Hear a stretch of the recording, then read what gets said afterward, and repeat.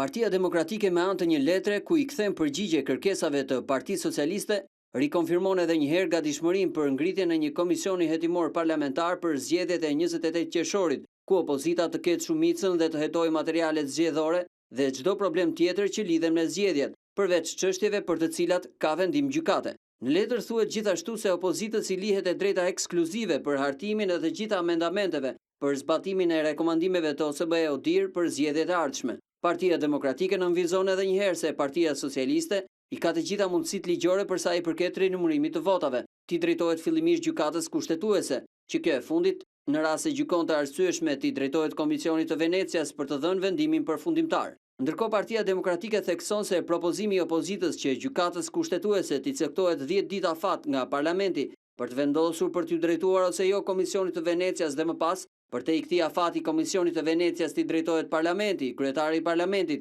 presidenti apo sekretari i përgjithshëm i Këshillit të Evropës, bie ndesh me parimin e ndarjes së pushteteve. Për interpretimin e tyre, Komisionit të Venecias mund t'i drejtohet vetëm gjykata kushtetuese dhe asnjë pushtet tjetër, sikundër Parlamenti nuk mund t'i caktojë afate kohore gjykatës kushtetuese për shqyrtimin e çështjeve të caktuara. Majoranca edhe në këtë letër shkon më tej duke u shprehur se është e gatshme që në rast të një vendimi nga gjykata e Strasburgut, gjykata kushtetuese ose Komisioni i Venecias për rinumërim votash, të rinumërojë çdo flet votimi, madje të ndryshojë edhe çdo rezultat, me kushtin e vetëm që të respektohen parimet kushtetuese.